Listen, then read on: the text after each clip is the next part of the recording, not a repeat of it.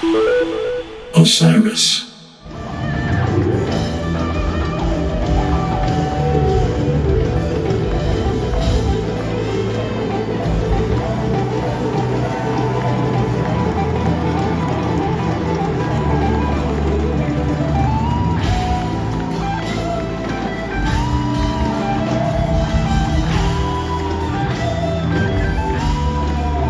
Hello and welcome back to the corner of Gray Street. I am your host today, Nolan, not joined for the first time by co-host Bruce Woodall, instead joined by the Alexes, Alex Brandt and Alex Sohani, and we have quite a bit to talk about. The DMB West Coast run, thoughts on the tour, and then we're going to get a little bit into Goose, as one of the members here has a brand new Goose podcast, which is fantastic. The Slow Ready Pod with Alex Sohani. Guys, thanks for joining. Alex Brandt went to the Gorge. Alex Sohani went to a bunch of Goose shows lately. So how are you guys? I'm doing well. Nice to be well rested, back from the Gorge. Just kind of getting back into real life mode. It's been a whole week since the Gorge, and I still don't feel back at 100%. If I'm being honest. I bet not. Yeah, same echoing that same statement here. Doing great, back from a bunch of Goose shows and exhausted. I can't do this anymore in my 30s without some kind of punishment, but lots of fun. Do you guys both have Wook flu, or was that more of a Goose thing? I came back okay. I know I can't speak for everybody in our camp, but I came back fine. It was just getting back in the normal work grind that got me. Got a little bug, but tested negative for COVID, thankfully. I'm feeling a lot better today. So, yeah, just a little nasty bug for about a day. All right. Well, let's get into it. First off, I want to shout out Bruce. They are getting ready for baby number 2, and it's nesting season. They got to get everything ready to go. That is quickly approaching. So the Alexes were kind enough to join tonight to talk about their experiences. But real quick, before we dive in to Fiddlers, a quick throwback and a shout out to the Dave Matthews Band. Today, the day we're recording, September 12th, marks 19 years since their last show at Red Rocks. Cannot believe it has been that long. And I remember staying up late to watch the dmbsetlist.com feed for that bonus 4th show for Hurricane Katrina relief, and like freaking out when I saw Exodus pop up. But yeah, next year's 20 years. I feel like if it's ever going to happen, it might be next year, not knowing anything at all, but just, 95 to 05, 05 to 25. What do you guys think? Are we going to make that trip next year? If it happens, I'm there. But we can dream big. Let's dream big. Manifest that. Yeah, if it happens, Manifest I'm pulling destiny. out. I'm pulling out all the stops if it happens. It might be like the before these Crowded Streets final. Maybe they'll wait till 25. Ooh. Hey, I hope not. Maybe, but if it's 20, I will spend all of my money to go to DMB at Red Rocks. It's going to happen. And it needs to happen instead of Fiddlers, just for everybody's sake. I've heard it's a tough load-in process at Red Rocks, where you need at least 3 nights there to make it worth it for DMB. I've also heard that the locals don't love Fiddlers. They don't like going to Fiddlers. I have not been to either one, so hard to say. But Alex Brandt, before we get going on the Gorge, how about you read us through Fiddler's Green Amphitheater Night 1 set list? Sure, let's do it. So Fiddler's Green Night 1 opened up with What Would You Say? And might I add, this was the band coming back from their month-long break. So kicking it off with What Would You Say? Into One Sweet World, tour debut of Joyride, Walk Around the Moon, Dancing Nancy's, A Madman's Eyes, Fake, Minarets, Satellite, Grace Is Gone, Don't Drink the Water, Black and Bluebird, Captain, Warehouse, Break for It, Let's Dance, Stolen Away, You and Me, Pantala Nagapampa into Rapunzel, Some Devil to start off the encore, and ending it with Watchtower. Very nice. Solid way to get things started on the West Coast. The brief West Coast run uh, that has just seems to shrink and shrink each year, but that's okay. Had a nice Joyride tour debut, last captain of the tour, the second of the tour. Yeah, what do you guys think of night one? I mean, I think it's just a standard great show, like the baseline for a 2024 show. Hmm. Seeing Joyride come back as a tour debut is really nice. But you got a little taste of kind of what the standard fare for the tour was, and it was a nice warm up to get back into the groove for the Gorge. I think the biggest surprise besides Joyride was just seeing PNP go into Rapunzel, in my opinion, which hadn't happened yet this tour. So, um, that was kind of nice in a way to get that for the first time towards the end of the tour. But yeah, just a solid show, no complaints. Yeah, it's kind of a good sampler platter of what the 2024 tour was. I mean, getting a Joyride tour debut hadn't been played since the Gorge last year, so nice to see that song back after about a year's absence. And Hmm. again, with it being kind of the set list sampler platter, you've got a lot of 2024 classics. You're still getting some bones thrown at you with again Joyride, Captain, Break for It being in there. See, it was the third play Hmm. of the tour for Break for It. And then, yeah, again, big surprise with Pontala into Rapunzel. I would love to like hear from somebody who was there and hear what their thoughts were, what the crowd reaction was to what we know to be a standard Pontala into Rapunzel, but with the summer that it's been so random on what Hmm. songs we're going to get after that Pontala moment. Um, I would have been curious to hear what initial reactions were from folks who were on the ground. Wonder if they were disappointed. They're like, "Oh, I thought it was the summer of not that." I'm gonna guess I'll 50-50, but who yeah, knows? I'll add in Joyride tour debut. Is it a coincidence that our last episode was about the '04 songs? I don't know. I think they're listening.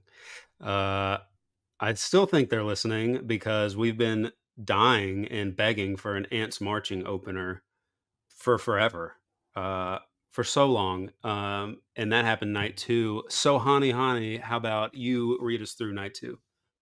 Sure.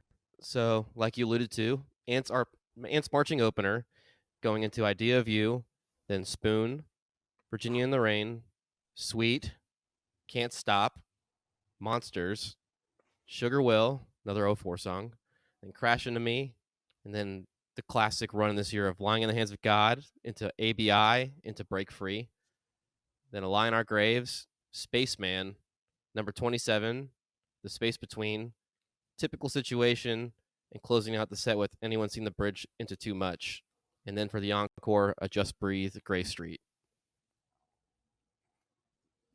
Yeah, that's a solid 2 nights there in Denver, and I mean we've talked about it before this summer, but the starts of these shows are crazy. With the Ants opener, never happens, and then Idea of You Spoon Virginia is just a silly opening run to start the show. I should have done the research on this, but Idea of You in the two slot, I feel like that uh, does not happen often. It was the fourth of five plays on the tour, so that one coming back a little bit. Played less than Spoon this summer, actually, uh, which is something I don't think any of us would ever say.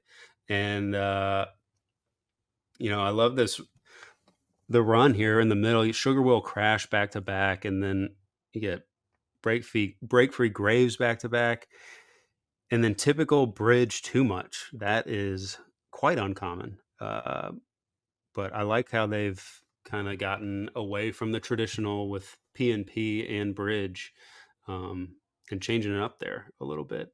I'd love to know if it was close to segueing. I don't. Did any of you guys hear this one? I didn't listen back to this show specifically. Just kind of looking at the set in front of me, and I don't want to get too far ahead and spoil some Gorge moments or lack thereof Gorge moments. But you've got a lot of songs in this set that were played for the last time this tour in this show. Mm, I'm seeing your hmm last spoon of the tour, your last sweet of the tour, your last can't stop of the tour. American Baby intro was its last play at this show. So as the week rolls on, you get to the Gorge. I mean, some of these songs I felt were uh, likely to happen at the Gorge, but some of them I felt maybe wouldn't happen. But the reality is that this show got a lot of last songs for the tour. After this show, some of those mm. songs just go away. Spaceman, another one. It's just I find that kind of interesting about this one that Fiddlers winds up being the last moment that these songs saw life for the summer. That's a good point. And definitely feels like a lot more experimentation compared to night one on this set list too, with just moving, slotting around like Nolan mentioned, and um, throwing a few more rarities in there that you didn't see on this tour very much. I'm seeing a lot of songs played less than 10 times here, so it would have Hmm. been a treat to see some of these at the Gorge for sure. Not that there was a lack of songs there, but No, you're right. some rarities here for sure. Yeah, I thought some of these would have popped up at the Gorge for sure. Before we get to the Gorge, they play one more show, Bend, Oregon. They love hitting that up as of late. So I'll run through that really quick. So Right opener, love it. 41, Stay or Leave, Fool in the Rain, Seek Up, Idea of You, Looking for a Vein, Tripping Billies, It Could Happen, Nancy's in the Warehouse, Ditch, Madman's Eyes, Stolen Away, Joyride, Crash Into Me, You Never Know, Aborted, False Start, Dave, Back Into You Never Know, So Damn Lucky, Set Closer, and then a Some Devil Crush encore. And like you just said, with the Denver show, I mean, there's a lot of songs in here with with single digit plays for the summer, and uh, yeah, I think that makes this a pretty good show. I haven't heard of anyone. I don't think I know anyone that has gone to a Bend, Oregon show. What about you guys? Do you know anything venue wise? Anything about it? Got a few local friends who go every year that they play there. Nice. Smaller venue. I think it's all GA if I remember right. Kind of like a stage in a field, flat. Um, Hmm. but I've heard great reviews. Definitely a highlight stop. I mean, looking at the set, you don't see anything that necessarily stands out like whoa compared to the Denver shows, but this is just a very strong set all the way through. I don't think anyone could walk out of that show being disappointed. Yeah, I kind of like that it has that GA element where if you want to get there Yeah. early and you are dead set on wanting to be with your big group up close, this is a venue that gives you the opportunity to do it. You don't have to worry about, figuring out your ticket situation. You just need to have a ticket in the door to Bend, Oregon, and you can get that group together. I think that kind of makes it a special place. And I'm jealous of anybody who could get to Bend and then make their way up to the Gorge, just kind of adding on a little fourth night, a precursor to what the Gorge weekend is. I'd like to get out to this one at some point. Seeing a show in Oregon sounds kind of fun. Yeah, it looks nice. I'm looking at a photo of it right now. I'm right on the water too. I like the all GA aspect. That's nice. Okay. So now Labor Day weekend. Alex Brandt, your glorious return to the Gorge. How many times have you been to the Gorge now? Yeah, this was my seventh trip up to the Gorge. Ooh, My first one was Wow. in 2011. And it seems that I've gone just about every other year since then. Although once we came back from 2020 into 2021, I've done 21, 23, and now 24. So it seems my group at least has been pretty eager to keep getting back. We've got a good group of guys and gals that we do it with pretty much every year, and everyone's kind of an enabler. It's a good tradition now, and I think I'll be back next year too. So 7 times total. Next year will be 8. It's just there's nothing like it. I think before I dive into the set list, I was thinking about this before we started recording, and so many bands that fans follow around. These bands provide these big moments, whether it's Fish in doing New Year's Eve, Goose Miss. Goose is now kind of getting onto the New Year's run. Mm. You just have bands that create these big experiences for the fan base. And I know we get our typical 2 night stands, but the Gorge, Labor Day weekend, this really is like DMB's version of those shows that other bands are doing. I know Fish has their Dix run during this time. So it's just nice that we as D&B fans have something that we also get to do that kind of fits in line with what other bands are doing. If we didn't have a 3 night run at the Gorge, we really wouldn't have anything but our usual 2 night stand stop. So it's just a special moment to get out there and travel and, you know, land at the airport and hop in the rental car and you got all your gear in the back. And there's something about it being an adventure and a special moment for everyone who can get out there. I love that it's a bucket list trip for a lot of people. Oh yeah, it is a must. Yeah, I was there in 2021 and trip of a lifetime. I mean, I can't wait to go back. Uh, just got to work out. But yeah, every year, Labor Day weekend. And I like that it's also the finale of the summer too. That's a really cool way to like put a pin on it. And, they're kind of moving in that direction too, talking tradition wise of doing a little mini fall run and then ending with 2 nights at MSG. I really like that. So if a little easier to get to. Um, but yeah, ending the year at MSG in the fall, also pretty cool. Okay, so walk us through your Gorge experience. When did you get there? Where'd you camp? Uh, what'd you do the first day? What'd you do leading up to the concert? And what were you looking forward to the most? That's a big question. Um, Big. we always get in on Thursday night. I think my flight the last couple of years has taken off from Nashville at 7 a.m. Gotten a direct flight in. Everyone kind of lands around noon. We use Mm. that lunch hour to rally the troops, get everybody together, like so we can have our cars lined up to pull into camp together. So you can kind of create super camp, as I kept calling it. This was our biggest group yet. We needed 4 campsites to kind of fit everybody in together. So it took a lot more logistics this year around, but yeah, we used that lunch hour to get everybody in line and then, run up from Seattle to the Gorge. And part of that road trip is you start in the evergreen area of Seattle. And as you're making your way on the road, all of a sudden it turns to desert. And you're looking around, you're like, yep, this feels like the Gorge. We're getting close. You go across the river, hit that bridge, and you see the sign on your right side as you're pulling up. So the drive in is, you know, part of the fun in a lot of ways because you fly all day, you hop in a car, and then you're just building up that hype while you're on the road trip with your buddies.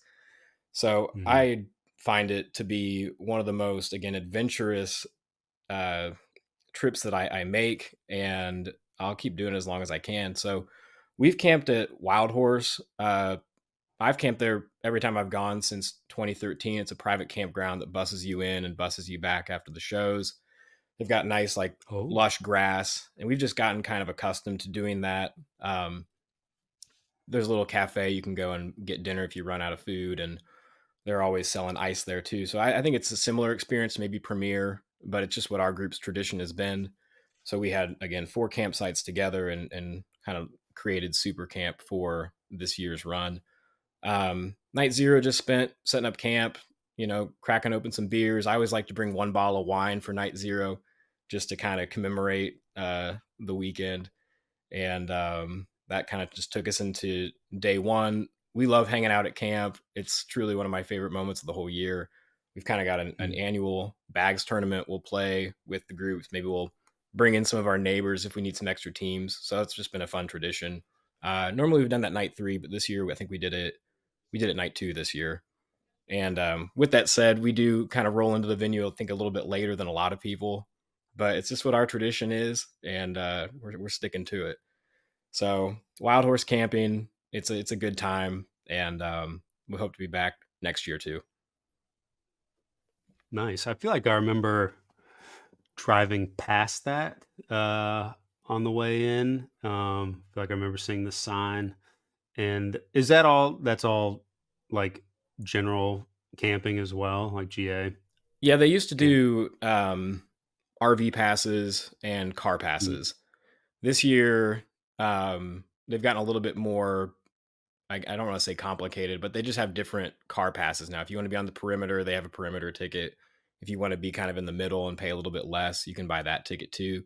So they're getting a mm, little bit more specific about where you land. It used to be first come, first serve, and it still is to some degree, but they just have more, it just varies on the different style of camping they have at this point.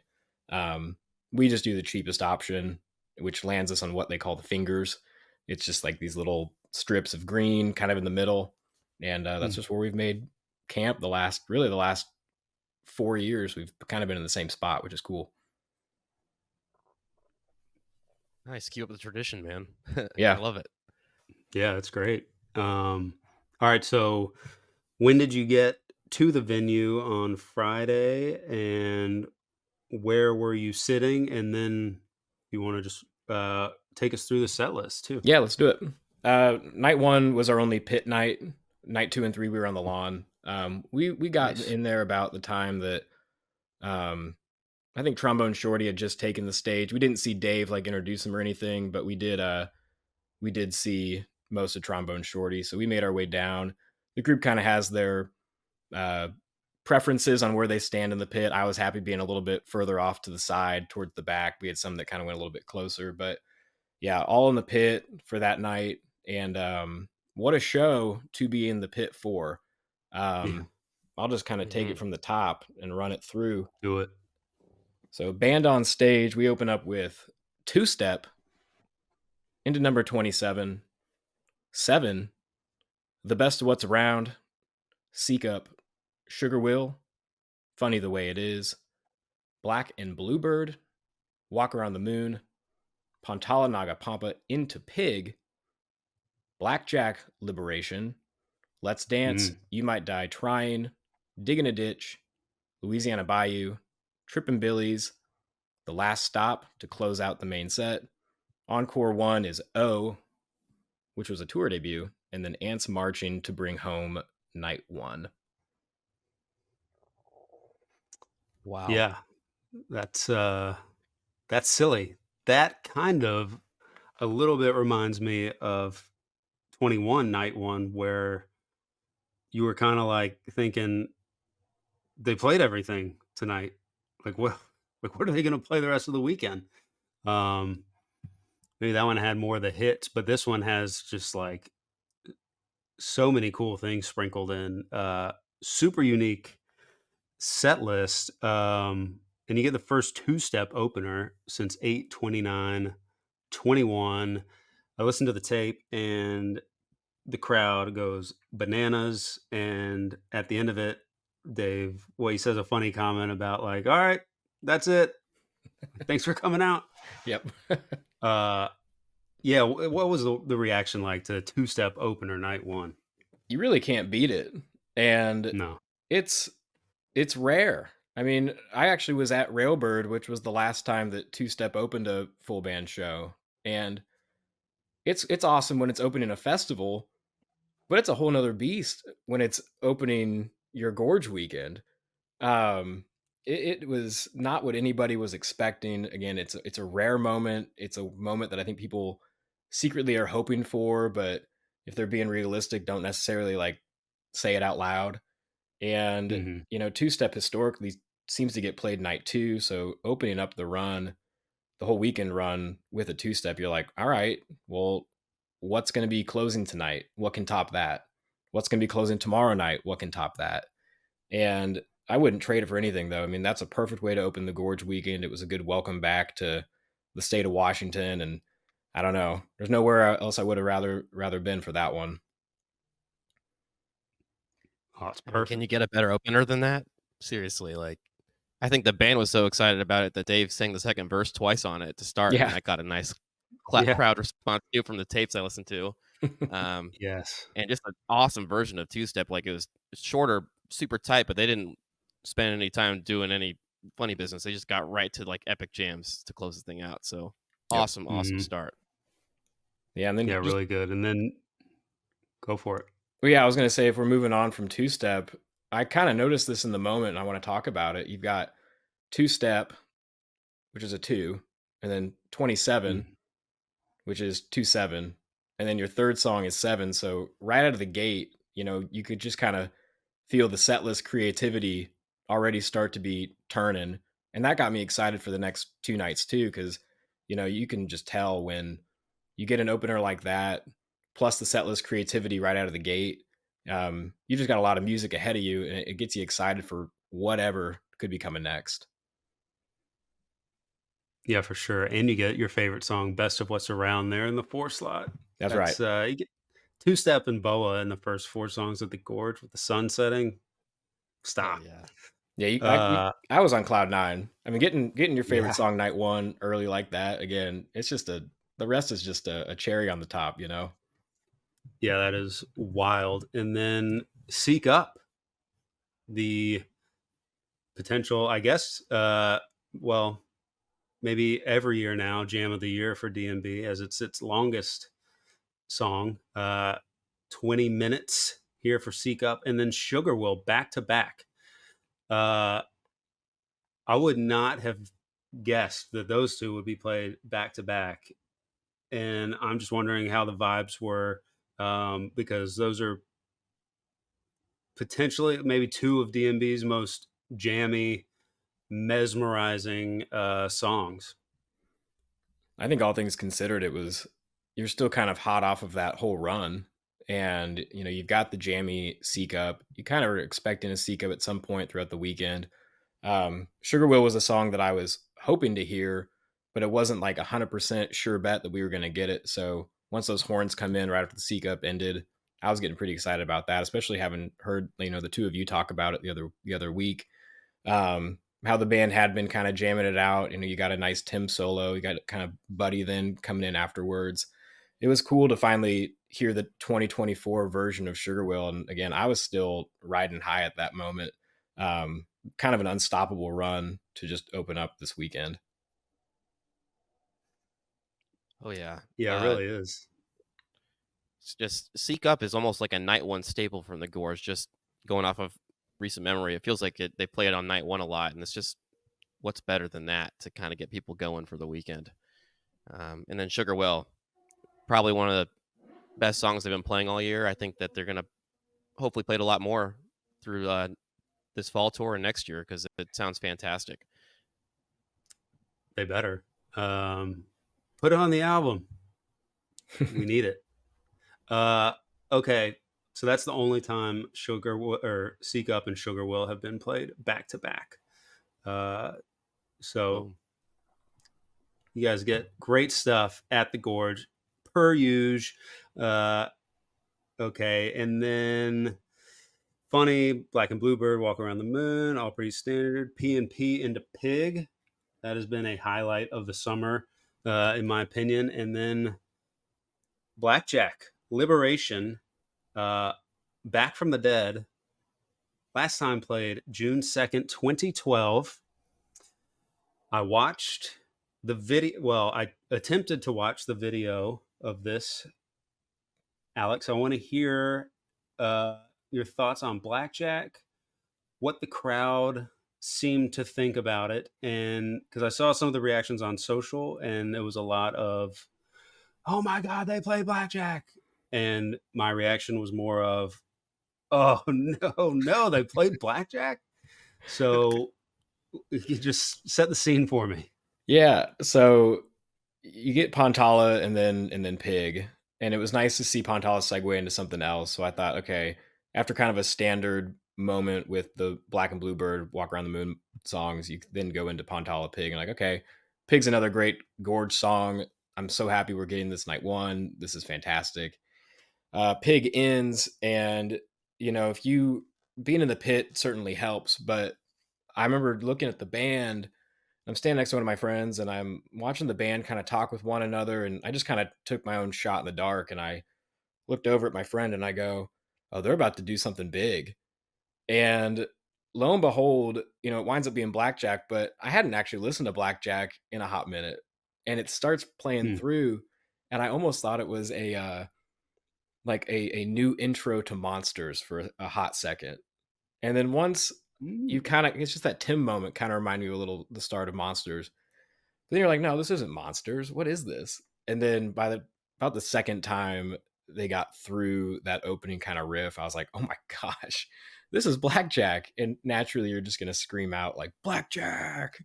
And the reaction around me was, if you knew, you knew. And there were certainly people that I don't think understood how kind of a big of a deal, or how big of a pull it was to get Blackjack Mm. at the Gorge.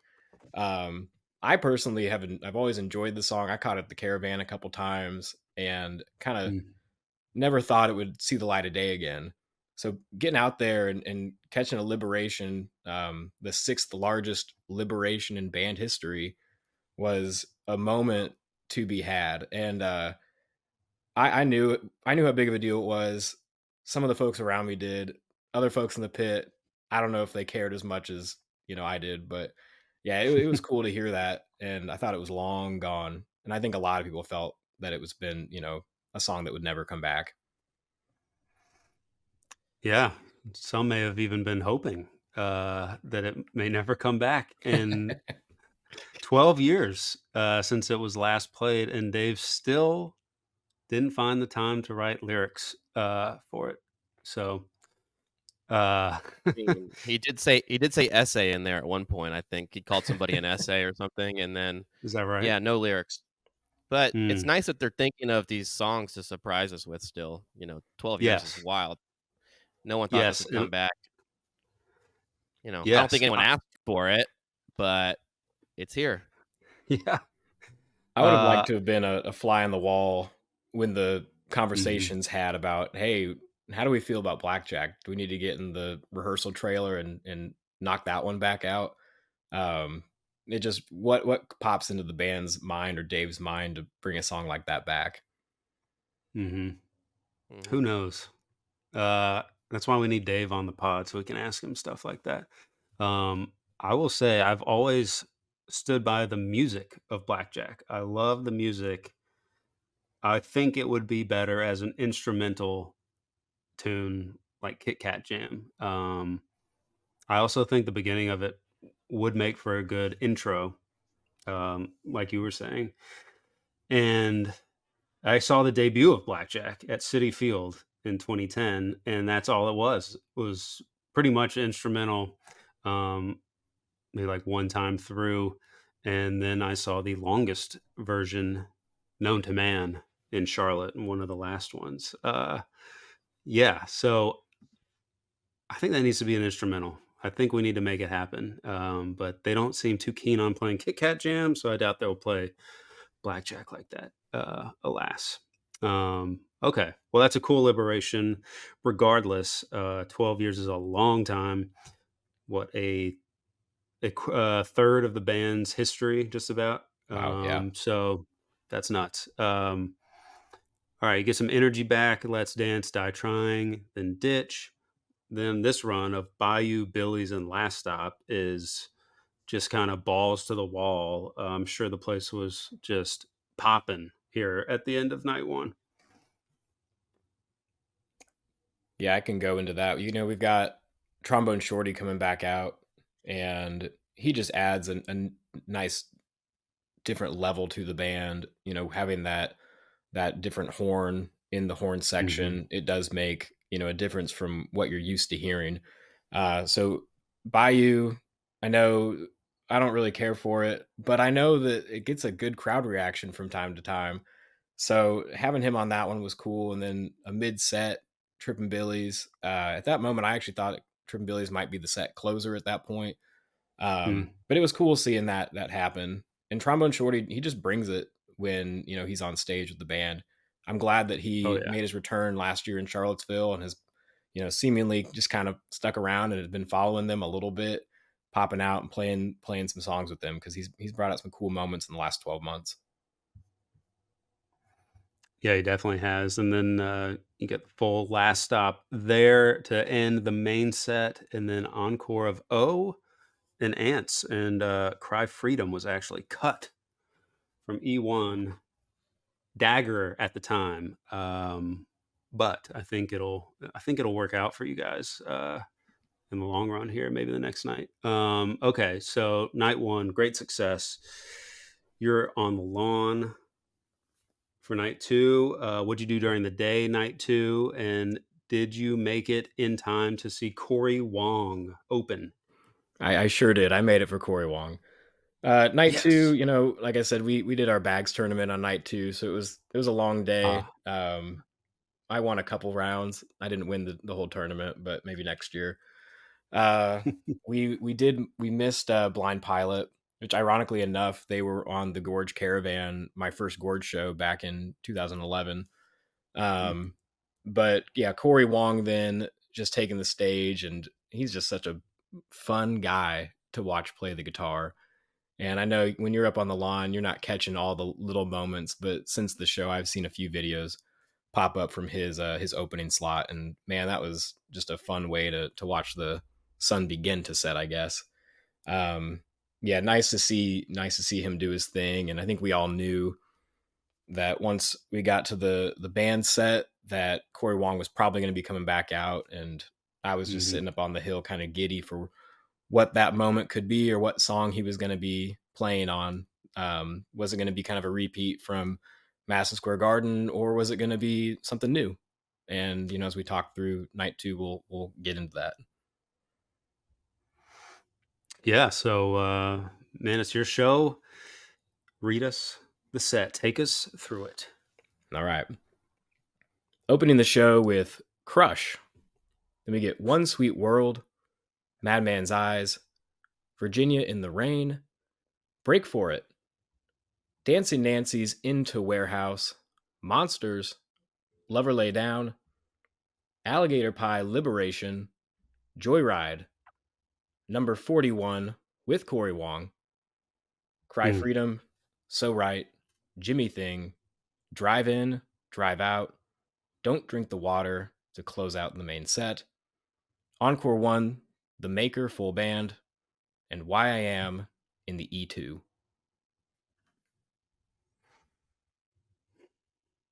Yeah. Pretty strong That's a follow up to that night one. yeah. That's not a slow set by any means. No. Night one and night two, they were cooking. You get the first Crush opener at a full band show since August 1st, 2007. Fun fact, I was there in Mansfield, and I called Bruce on my flip phone. I think maybe it was the Razor at the time, and so he could hear it. And that was an all-time opener I will never forget. I mean, it's the best, and that was a tour opener as well. Cool. Um, Bruce Nice. also wanted us to know that he saw the last time it opened an electric set, which was 7/31/15 in West Palm Beach. So something about Crush, I don't know. Um, but man, just an insane way to get things started. And the ending of Crush, probably intro to two step, ending of Crush, my favorite live moments from the band. Probably top two. Yeah, for sure. So yeah, I'm sure vibes were off to a strong start there, night two. Yeah, it's cool. I mean, when Uh, you open up a show with Stefan's little bass solo, that's a mhm. fun moment.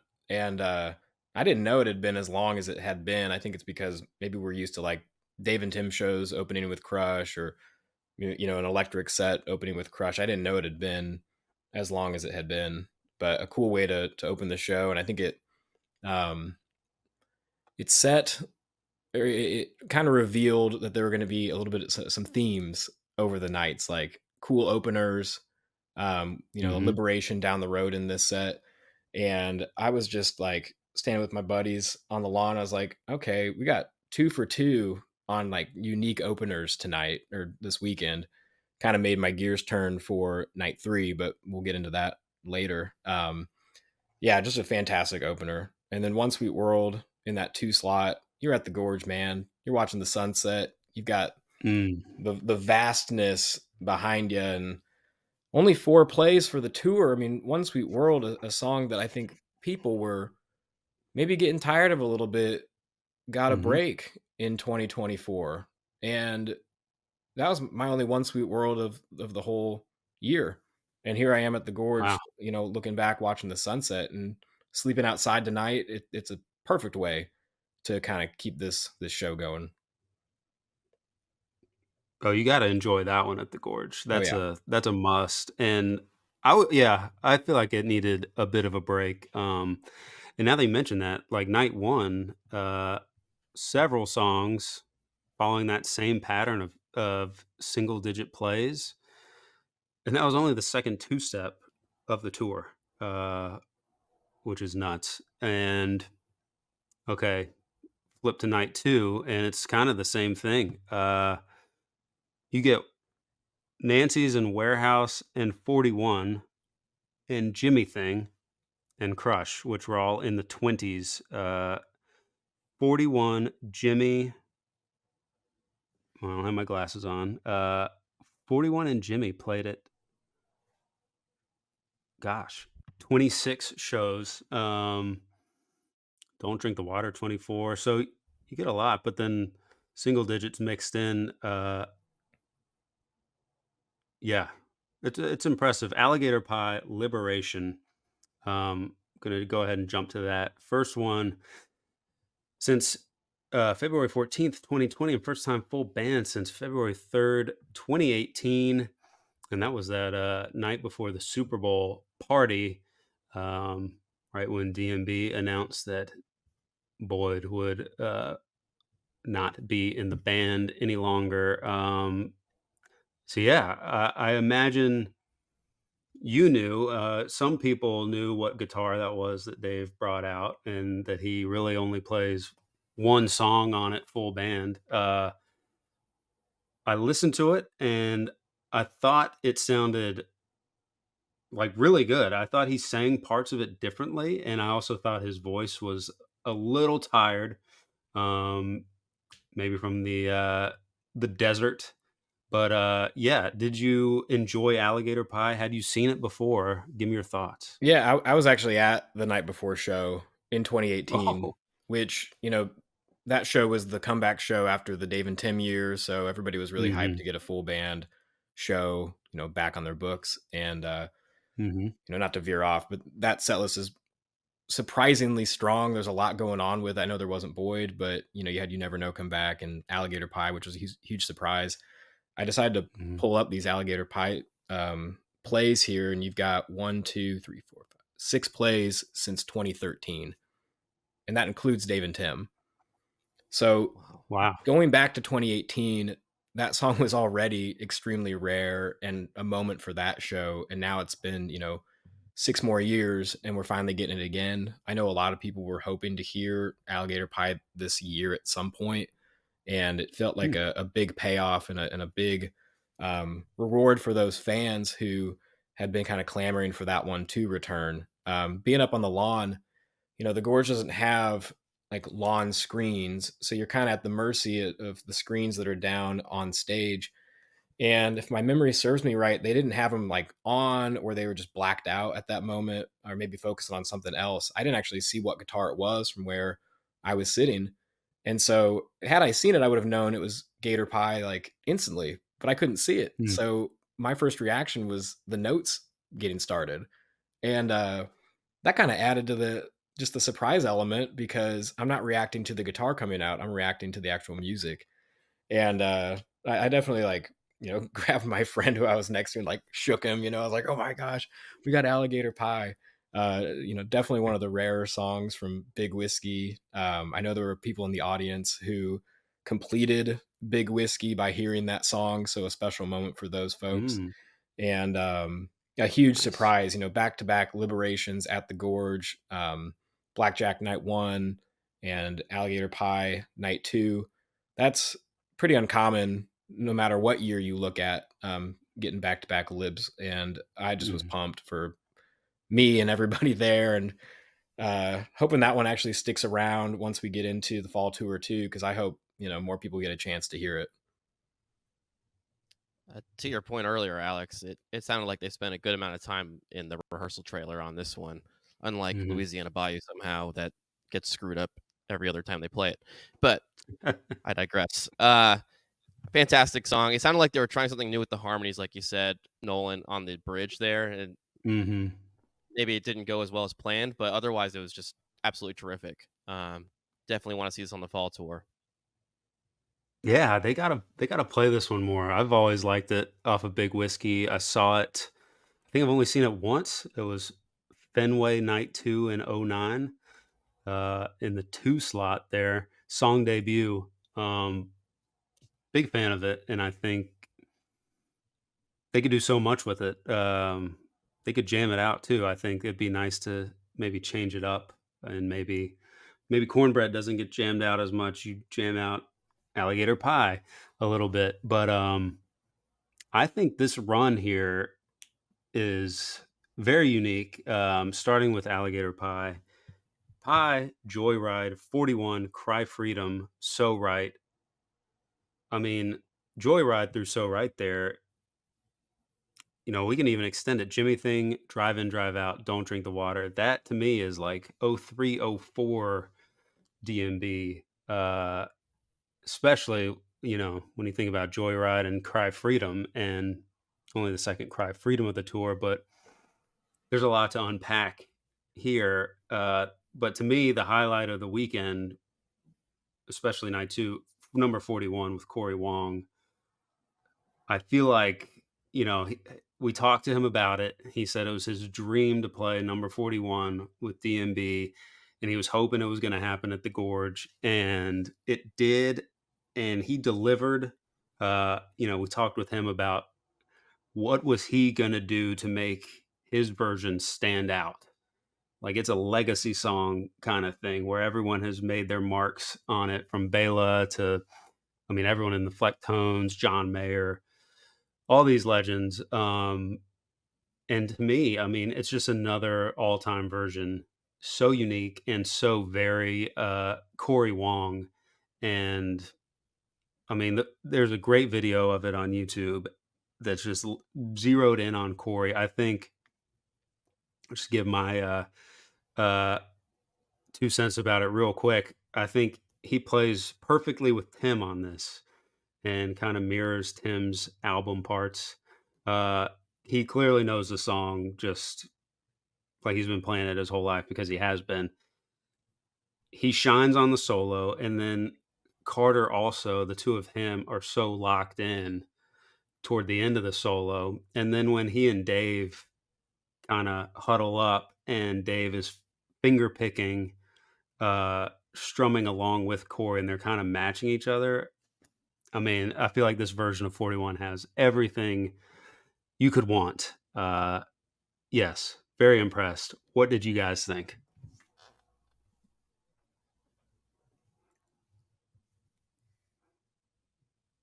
Oh, okay. I You were was gonna let there. Alex start off. um, yeah, man. I wish in the moment, I wish I had remembered the moment from the pod where Corey said that was like the song he wanted to play with the band. Um, that thought never really entered my brain, but I'm so glad you made a post about it where you kind of splice the two together from the interview to the actual moment on stage. Because yeah, Oh, what a thanks. dream come true for that guy. It was Oh, pretty clear after MSG Night 2 last year that Crash was his favorite DMB studio album, and hmm it was, of course, he was going to come out and play on number 41. I've been calling it number 40 Wong, and it is it is the definitive moment from the weekend, seeing his dream come true, playing that song with DMB. He adds his flair to it. I just listened to it again the other day, and he you just kind of hang on to every note that he's playing on that song, and it just I need to watch a full video of it, which I've not done yet, because I need to see some of the facial expressions that are taking place on stage as he's having this dream come true, and it was just fun to get to watch that happen for him. I think hmm that Corey Wong guesting on any DMB song, but specifically 41, will be something that people look in the future and figure out where his tour dates are, and do they line up at all with where DMB is playing. Like, is there a chance that Corey Wong is playing a show in Minneapolis while DMB is in St. Paul? Can he swing over and make that happen? I think in the future people will be looking at Corey's dates and looking at DMB dates and just hoping that there's that small chance that he makes his way to play a show with them. He's going to become, just the new generation GOAT guest. I wrote that in my notes, Alex. He's one of the all-time great guests already, just with these 2 appearances, in my opinion. And his love Yes. for the band, you can just see it oozing out of the guy when you watch that video. I think I've watched the same one as Nolan. You got to watch that, Alex. It's I just will. unreal. It Yes. just That's got to be the best version of 41 in my opinion since Buddy joined, at least. I just Yeah. can't believe how good it sounds. And the song definitely needs some flair to it like that, because it feels like it might have gotten a little bit stale with the arrangements the last few years, and this is just a breath of new life for the song. Yeah. Completely agree. And then one of the coolest parts is at the end where you just see the look on Corey's face. He's like, "Oh my god, like we did it!" And like he hugs Dave. He goes up to like everyone in the band, and the crowd starts chanting his name. Like, I mean, you can't. I know his dream was to play with them at MSG, but playing with DMB at the Gorge on Labor Day weekend, like on your favorite song, Yeah. unbelievable. And I know he had said he was there the whole time, just like as a fan too. So that was really cool. We need more Corey Wong in our lives. I'm trying to go see him if I can get a babysitter at Red Hat in Raleigh. Corey Wong and the Black Pumas next weekend. So stay tuned. Hopefully, some more Corey Wong talk in upcoming episodes. I have to make a correction. As I do not have my glasses on, which I mentioned, I was looking at venue stats when I was talking about the single digit plays, not tour stats. My eyesight is just getting bad. So yeah, I was wrong about a lot of that. Yeah, Nancy's and Warehouse 14 and 15 times on the tour. Jimmy thinks surprisingly only 7 plays, um, which it seems a lot of these songs just taking a back seat this year. Madman's obviously getting played 14 times, Crush 11, but yeah, Cry Freedom, a little treat for you guys after getting cut night 1, second play of the tour. I believe it was played last year at the Gorge as well. Yep. And to me, that is like a perfect song for the Gorge. Just a song about peace and what a, I mean, there's not a more peaceful place typically than the Gorge. But man, I thought drive in, drive out. I'm getting ahead of myself. We got Jimmy Thing as well with guests. The Corey Wong band out on Jimmy Thing, another highlight of the weekend. And I think, I mean, his horn section in that band is impressive. The way they all play together, and I mean, Corey's just a machine, absolute machine on the guitar. What this had to be a highlight as well, I'm guessing for you. Yeah, having the whole, Corey Wong band out on stage for this was definitely a surprise. I think I want to say after 41, David, he said something along the lines of, Corey's got to get back into town. He has a flight to catch or something, but maybe we'll see him a little bit later tonight. And yeah, that wound up being Jimmy Thing. This was my Mhm. only Jimmy Thing of the summer. And what a Jimmy Wow. thing to have heard. And yeah, full band out. One of my memories that stands out from this one was, during that jam section at the end of Jimmy Thing, was going down the line and letting each member of this horn section kind of have their moment, their time to shine. They literally gave each person, well, I don't know, 4 8 bars, something like that, just enough time to they could kind of get their personality to shine through. And Mhm. I remember saying over to one of my friends, it kind of felt like I was obviously the music quality was very, very top tier, but it reminded me of like high school jazz band where they're just kind of letting everyone get their turn and they're going down the line and making their way back to, the core members of the band so they can do their thing. But it was a Mhm. fun, just standout moment watching them all get to put their own spin on Jimmy Thing as we kind of got back to the core of the song. That's Killer awesome. version. I love the tape on this, Alex. I can't imagine how fun it was. For as much grief as Jimmy Thing gets, it tends to be the highlight of shows when there's guests like this. So I can't imagine Mhm. how much the place was rocking. Yeah, just this whole end of the show, this back half is, paper perfect by my standard or my personal taste. And even Jimmy thing in there with the special guest moment, it fit right in and just kept the ball rolling. It was a fun back half and probably looking at the sets now, I mean, probably the best personal run was this end of night two. Probably my Mhm. top moment, just top to bottom, starting at about starting at about monsters, Lever Lay Down, all the way to the end of this night was just perfect. Yeah, the back 9 Dave, of this set is nice. I was gonna say Dave had a lot of good songs on the mind, and particularly West Palm Beach because he played "Cry Freedom" and "Drive In Drive Out" for the first time since those shows. That's Just right. kind of nuts. So just awesome stuff, man. Exciting you were there. Yeah, Drive In, Oh, Drive yeah. Out was definitely a It big surprise, and Don't Drink the Water. I know for the first half of the tour, it was kind of taking its own back seat. So I was happy to hear that one. And for a night two, we can kind of just jump straight into the encore. Don't Drink to End It. It's kind of a great classic ending to a show. It can fit in any of those power slots. The Maker E1.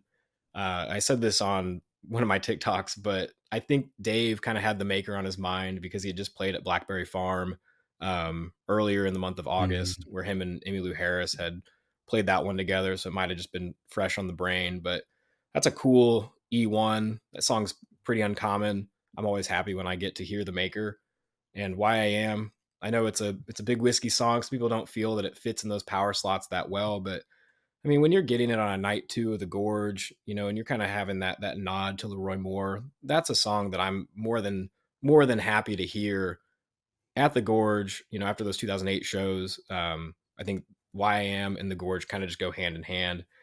And I was happy to be walking out of the venue with this night two and with Why I Am kind of bringing us home. Yeah, I like it. I think that's a great encore. I feel like, people hate on YM closing shows. I like it. I think it's I mean, and just that is DMB. I mean, it's a song kind of like about the band. I think it's great. I've always loved it. Um, One quick thing to note: Drive In, Drive Out, Don't Drink the Water, back to back. Only the third time they've been played in that order in the band's history. Other shows: 825 2000 and 6/1/18.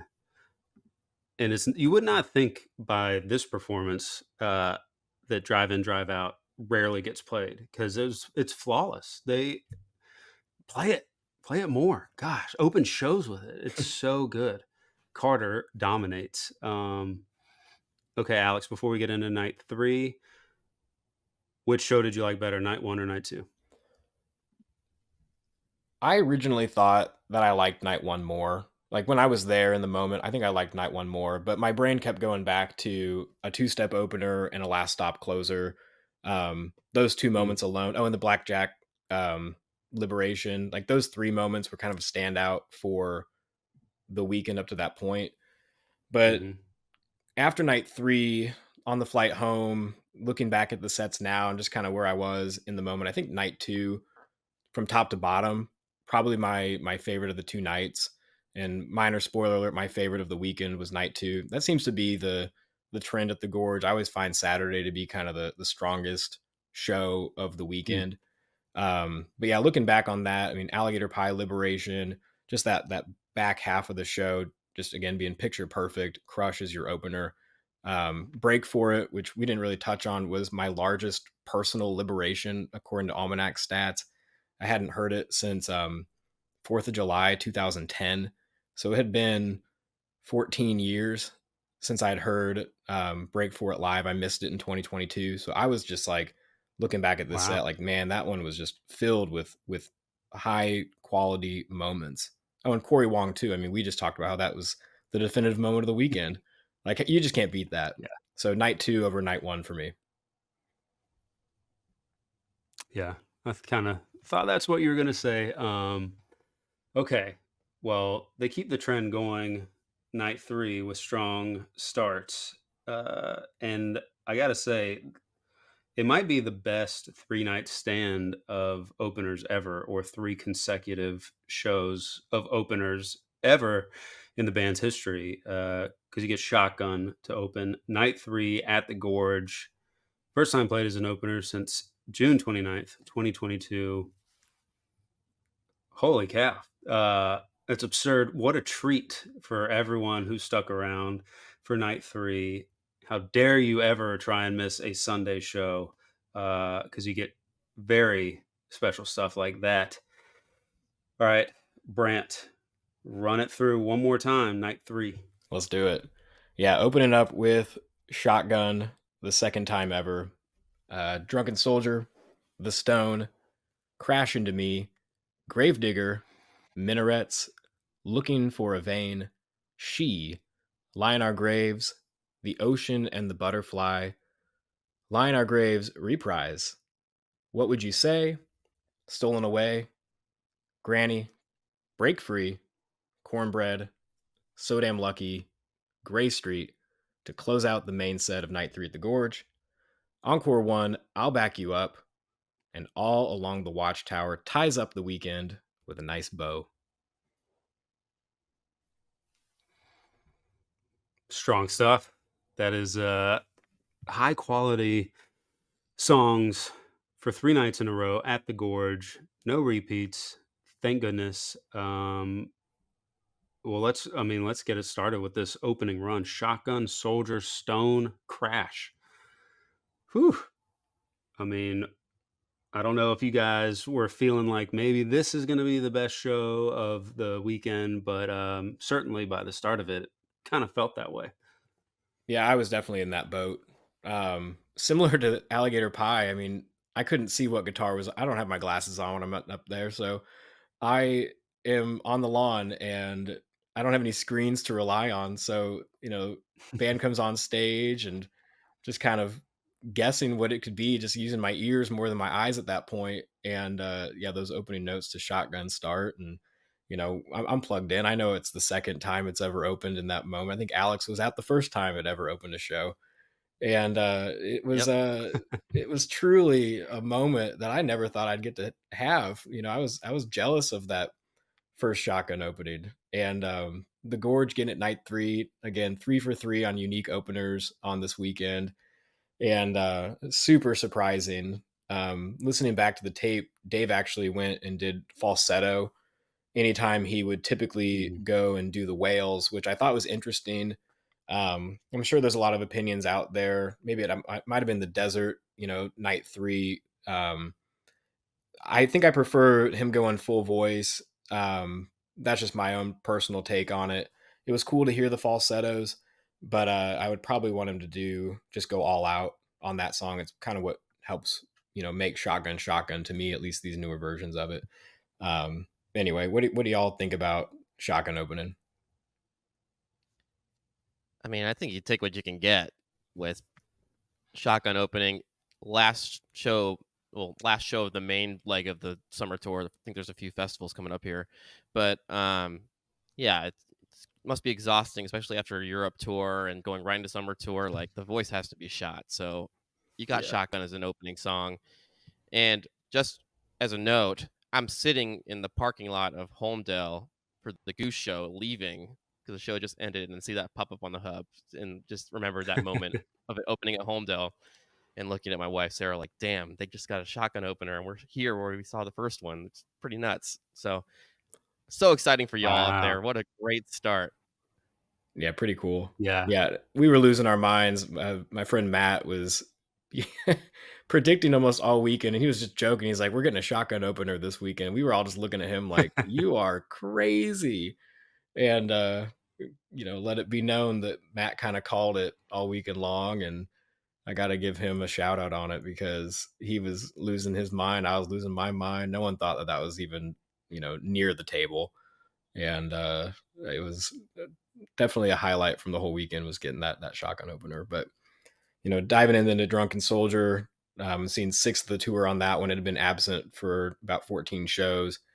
I thought that one was done, gone, not going to be coming back, during the Gorge weekend. So that was a nice surprise right out of the gate. And then same with the Stone. Only three Mm. plays for the Stone this tour, which is truly a crime. But I'm happy that we got it there. It just kept this run going. Crash has kind of been taking a back seat for the last few years. It's finally getting back to somewhat of a regular rotation, but it's nice to see that in the four slot. I think we needed a cool down song, and what better song to do that than a fan favorite, or one that casual fans can sing along to, but one that actually hasn't, been getting too many plays. So even I was like, "Oh, nice. This is only my second Crash in like 40 shows or something like that." So I was pretty excited to hear Wow. that one. Yeah, that's ninth play of the tour and the most it's been played in a year since 2019. Um, so Wow. it's coming back. Yeah, and circling back a little bit to Drunken Soldier and the Stone, you mentioned it had been a while since Drunken Soldier been played. That was actually last played in Holmdel. So Holmdel, New Jersey on the mind of Dave Matthews. And then the Stone opened in Camden was the last time played. So it's just a New Jersey opening run, my home state. Wow. So shout out I to love that. that. And then yeah, you mentioned Crash. It's good to see it back. It gets a lot of grief from how overplayed it was in the early days, but you have people who have been going to shows the last 5-10 years who've never seen it. It's pretty rare. So I love to see it come back a little bit and be sprinkled in sets like this. Yeah, prior to Deer Oh Creek yeah. this year, I had not heard it live or full band since Alpine 2019. So it had been, 5 years for me since I'd heard a full band Crash. That's nice. I think the real question is when is Dave not thinking about New Jersey, Alex? I mean, It's fair. it's I mean, it's a great state. always on the mind. Great. I'm going to go back to Shotgun for 1 second. I sometimes I feel like the criticism on Shotgun has been Dave screaming too much. Hmm. I kind of liked this version. I know his voice was a little rough, but I thought the falsettos were like it was a nice change up. Not what I was expecting. So I still think it's not the song that it used to be, but I kind of like that he tried something different with this. And also, you guys have seen the only two shotgun openers in history. I have seen the only shotgun in the encore in the band's history. So got a lot of history, I guess, between us when we've seen as many shows as we have for so long. All kind of adds up and creates incredible stats, and leads to my wife calling me a huge nerd. So she doesn't get it. She does. Her initials are DMB. Everyone, karma, or it was in the stars, as we say. Okay. Crash Into Me, Gravedigger Minarets, Looking for a Vein, She, Lie in Our Graves, Ocean and the Butterfly, Graves Reprise. I feel like the band does not do that super often, and lately has just not been playing the reprise as well. Um, and then Good Energy throughout the rest of it. What would you say? Stolen Away, Granny, Break Free, love it. Joe Lawler on Cornbread, love whenever they bring him on stage. So Damn Lucky, Gray Street, I'll Back You Up, all on the Watchtower. So I mean, high energy throughout. Definitely, I feel like the first half of the show is where this one's at. Um, but yeah, overall thoughts on night three for you, Alex? Probably my least favorite of the three shows, but yeah, just starting off as good as you can. And I think with the Gorge, sometimes night three, you just kind of run out of runway. You play so many great songs night one and night two. By night three, you're just kind of picking what can or is left on the table. So I felt that kind of happened with this show. The reprise coming back after Ocean the Butterfly, I don't think that's really ever happened before, not to my knowledge anyway. So that was a huge surprise. Lawler coming out, I think most people might have thought he was going to play on Rhyme and Reason, but Cornbread for him is probably a rare Joe Lawler song. So I was kind of thrilled to hear Cornbread over Rhyme and Reason because I've seen Lawler guest a few times, quite a few times, and it seems Rhyme and Reason is what I always get. So it's just kind of nice to see something different. But yeah, just through and through, it's a good set. Kind of just came in and out with moments that I would consider to be as good as night one and night two. But yeah, that opening run just what is really what stands out. And out of the gate, I thought it had a chance to top night two, but it just didn't quite get there. Totally. It's not quite as bad as that Mansfield show we talked about, but there's like some vibe killers thrown in throughout here. Like, I'm gonna put my Bruce cap on for a second here. Like, what are we doing playing She? It's Oh, been played night 3 of the Gorge for the last 6 years. Like, why is that a oh. thing? No one wants to hear She. You paid thousands of dollars to go fly to the Gorge on night 3. Come on. Pick another baritone guitar song there. Hmm. But you know, it's just up and down. So you got, Lie on Our Graves right after that, awesome. You get Ocean and the Butterfly right after. So you're just like the energy's going kind of like this all night, and I don't think it flowed as well as the first 2 nights, but there's a lot to love here. I mean, obviously, I'll back you up. Watchtower, that's just classic as you can get, and Watchtower Night Hmm. 3 is also another tradition that rules. Night 3 at the Gorge, so um, probably the weakest of the 3 nights, but still really strong set overall when you look at it. Just maybe not the best flow wise. Yep. Hmm. Yeah, I agree. I still have just the slightest of beef with Dave claiming he cannot scream in the encore at night three at the Gorge because clearly he can, but he didn't want to do it in 2021 when he played a Sister Jimmy shortened Jimmy encore. Dave, we will never stop talking about that on the podcast. To be Okay, fair, well, it was ashy that year. Like, it was pretty bad. The smoke. it was. He could. I mean, He didn't. the He sky didn't was have. red. It was. He he could have done like a Luther College version of Halloween Dave and Tim. Uh just not Sister Jimmy Encore night 3 at the Gorge. That was not ideal. But hey, I think you got a really strong weekend. Maybe not quite as good as last year. But I want to ask you, okay, what was your highlight, and what were you start off with a negative? What were you hoping you'd get that you didn't get, and then what was your one highlight not named Corey Wong? I think my big, a lot of people know I'm chasing Kit Kat Jam at this point. I talk about it Mm, quite a bit. yeah. When we were in the pit night one and they were getting ready to play Blackjack, and I looked over at my friend and I said, "Oh, they're about to do something big." There was that, that voice in my head that said, "This could be Kit Kat Jam. This could be Kit Kat Jam."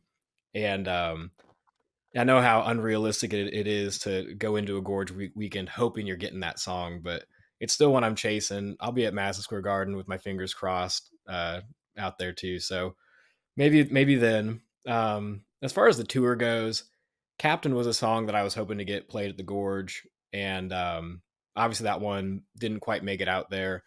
We still got some insane songs, so I was okay going home not hearing Captain, but that was one that I kept putting in my set list game, thinking that we were going to be getting that coming night. Um, Highlights for me, I mean, all the openers for those 3 nights, you can't beat those openers. All of them have just mad stats behind them, and that kinda kept the, opening of each night just, elevated compared to other shows that I've been at. Again, it was just a theme of insane openers, and, I'm glad that I got to kinda be present for all of those and be surprised with each one. Each show had just some incredible runs. Both, night one and night two started off, or night one started off strong. Night two had this great run at the end. Night three had the great start at the beginning there. So just lots of nuggets of, runs that any fan would hope for at a show that they're attending. So, I mean, each night had standout moments. And even though like night three, those moments came early on, the moments were still there. And I think you could ask, you could ask 10 people what their highlight of the weekend was. And, four of them might say the opening run of night three. So it was just fun getting a lot of creativity out of the band, both in set list creation and the special guests we had too. I'll never forget that Corey Wong 41. Yes, well said. Okay, so those were the final shows of the summer, and you guys both saw your fair share of shows this summer. What was the one highlight of your summer with DMB? It can be whatever you want it to be, song or place you went, whatever it was. We each get to say one thing. So, Hani, you start. Okay. I'm gonna go with Camden night 2 opening with the Stone with my wife and my stepdaughter Chloe, and watching both of them sing along to my favorite DMB song, and seeing my teenage stepdaughter, who pretends she hates DMB, singing along and enjoying it with the fam. So that was my highlight. I got a little emotional. I won't lie, but just a terrific night. Love it. Brant, what you got? Yeah, I have to say, starting off at Deer Creek and then making our way up to Alpine, that 3 show run, ending it up with the Ants Marching fake into Halloween. For all the shows that I Mm. saw this summer, that moment, I had probably the biggest reaction to of anything that I saw. And to have that Ants fake into Halloween kind of cap off that 3 night run, that's the big standout for me. Solid. You were the road warrior during that time period. Dedicated to the game. I will go with my number one. I only saw one show this year. Uh, Dates just didn't work out. Yeah, my lowest show total in one year, but got a spoon opener in Raleigh, 20 minutes from my house. So spoon opener for the win. And I think that kind of speaks to the main theme. I felt like openers all year were just insane. And I mean, the band, they finally started listening to us, and they delivered on that for sure. These opening runs were crazy to start shows. But yeah, solid summer tour from the band. And that's it. That's it for the DMB portion, guys. Now it's time to jump into Goose Land. So if anyone is still listening, which you better be, because we're about to go to another stratosphere here. Just a couple honkers talking about our other favorite band, Alex Sohani. I want you to get things started here. Plug your new podcast and plug your attendance at the beginning of the Goose Fall Tour, a jam-packed September. Sure, yeah. So Goose is a band that's just on a roll right now. It really reminds me of like jumping on the train during that people talk about during early DMB days or something like that, or early Fish days, where you're seeing this band evolve and grow Mhm. into more and more of a monstrous act live every tour that goes by. So me and Mike Marino, that guy Mikey on Instagram, he and I were talking about a forum to kind of discuss music before we've known each other in the DMB community for years. And it's funny, our love for DMB has also evolved in this love for Goose. And we were like, let's just start a Goose podcast. Like we watch every show. We're super hyped on this band. Let's do it. Not being super familiar with their community or anything like that, it's been a really terrific experience. So we started the Slow Ready podcast, and I went on a madman's run of hitting the first 4 shows and 5 shows in about a week total. Um, to start this tour. So I am in my mid 30s and exhausted, but it was worth it. Handing out stickers and meeting people and seeing great shows.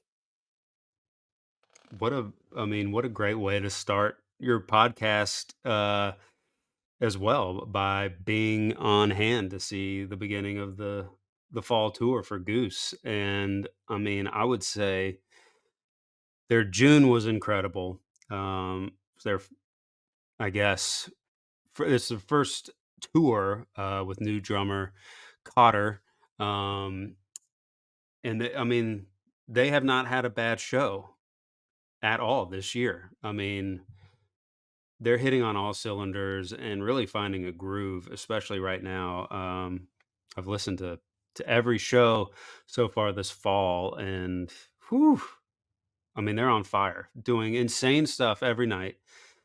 Uh, but I mean, they really got things going in Homedale. The first show of the tour, you were there, your hometown or home venue, and Yep. man, just take us through that, because you got some cool stuff with some brand new songs as well that kind of came out of nowhere. Yeah. First set was packed with a lot of songs, so you get a flow opener, flow down Mm. into Mr. Action, and then the debut of a new song, like you mentioned, Draconian Meter Maid from Cotter's old band Swimmer. Um, and he was singing for the first time, and you knew it was the first time he sung on a song because they forgot to make his mic hot to start the song. So a little hiccup, but awesome song. Definitely a different vibe than this band's ever put out there before. A little Yeah. darker. Sounds a little more like Beetlejuice vibes. Now that movie just came out about a week ago, in my opinion. Mhm. But just terrific stuff. And then we got a really short version of Drive, which usually gets really jammed out into Seekers on the Ridge Part 1 and Part 2. And then you closed out the first set with Same Old Shenanigans, which is Mm. personally my favorite set closer that they do Mm. when they do it for set ones. Just terrific stuff. Um, by this point, we had brought my stepdaughter Chloe, again mentioning her, to her first Goose show, and she knew Nice. she did not like it already. She doesn't like the long jams, and that's okay. She was a good sport, and she was up there rocking out when the songs got a little heavier, which was kind of a theme of this night. A lot of really Mm. heavy rocking jams, um, which would take us, I guess, into set 2, where we got the Mhm. debut of another new song. We had actually heard them sound checking it out on out in the tailgate scene. We were wondering what it was. We just assumed it was a cover because it sounded Mm. so much like a Dire Straits kind of feel to it, or We Didn't Start the Fire kind of feel to it. We were like Googling lyrics that we could hear like Mhm. through the trees and all that, and they rocked out about a 36-minute and change version of this song, third longest song they've ever played. Mind blowing. Whoa. And by that point, both of the girls were like, "All right, this is too long," and I was up there like in awe. And then we got we got Feel It Now, which has become kind of a monster in and of itself. Really Yeah. awesome when you hear Jeff hitting those congas on that. It just hits you in the feels. And then we got, Mhm. in my opinion, the best version of Madhuvan of the year. Just Mm. terrific stuff. Very heavy, very heavy. Um, and then the encore was short, just a few minute version of Don't Do It by the band, but really Nice. jammy show. Terrific stuff. Yeah. Big modern, love it. It's funny that we were texting about it and you were like, "Yeah, it reminded me of We Didn't Start the Fire." I was like, "That is exactly what I was thinking too." I was like, "I know I've heard like a song like this," and sure enough, we were thinking the same thing. Yeah, Feel It Now has turned into a monster as well. They're hitting their groove on that. Solid show. I saw some complaints. Maybe 3 song second set is not for everyone. Um, I kind of I get it. I get it. But they sounded great. It's on YouTube. The whole second set. Really good stuff. Okay, so then you ship up to Boston for 3 nights in a row at the MGM Music Hall, right next to Fenway, um, connected to Fenway, correct? Yeah, so it's right there on like the corner portion of the Fenway lot, Hmm, right near all the bars and things like that that you see near Fenway. Um, yeah. Probably a block walk on the same side as like the Bleacher Bar if anyone's been there before, where you can Hmm. go grab a drink and look into Fenway. Um, Yeah. Really cool venue. Uh, Definitely not necessarily the best sound when you're up in the front of the floor, but from all other vantage points, it was pretty terrific. Um, and the theme of Boston was a whole lot less jams than Homedale got. It was a lot more songs just packed in. I won't Hmm. necessarily go through each and every set list, but there was um, just tons of highlights here of chasers maybe that people were trying to get or knock off of their song checklist here. They Hmm. debuted a new song, "One In, One Out," which is a whole different feel from the other two songs they debuted just the night prior, Yeah. and seems like it's going to be an awesome jam vehicle there too. Yep. You knocked out things like "Turbulence" early, got a cool Rockdale, um, even tampering around with "Hot Love" closing out a set that night Hmm. one, and then um, yeah, it just an awesome week in Boston there.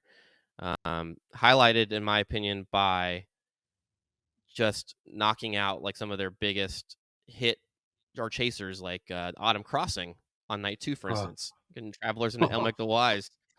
Like me personally, I know people don't love the song too, but I love a Doctor Darkness opener. I just love that like minor feel in that song. So like I I love it. was so hyped for that. Yes. Um, Getting to Okay. Here, see I Bruce yeah. and I will always text about like I'll bother him because I know he likes to get worked up. I'm like, all right, what are your top 5 Goose songs right now? Top 10 or whatever. And then one time I threw in Dr. Darkness and he was like, "Oh, absolutely not. No way." I'm like, dude, that song is amazing. It's so good. But yeah, I love that. And you got a night 2, White Lights Encore. I'm still chasing that one. Um, Yep. That was night one. Night one, White Lights was that night Encore. 1? Yeah, yeah. Oh yeah, night 1. Yeah, yeah. Um, Yeah, just lots of great stuff sprinkled in here. I mean, yeah. if you're the type of person who likes just jams and you don't care about getting the songs and you're not necessarily Mhm. all about the songwriting, then maybe this wasn't the run for you, but I loved it. Yes. You got another new song as well. My mind has been consumed by media, and it is a wild title. Cotter sings on it, and I think it is awesome. I want to hear from you your thoughts. And Brandt, if you have listened to it yet, and what was the vibe like seeing it live? Because it's to me a whole different sound for Goose. Almost reminded me of like a Talking Heads type song. Yeah, you nailed that reference. Sounds like a Eh, Talking Head song. This was a Oh, very thanks. short version. And I mean, I enjoyed it.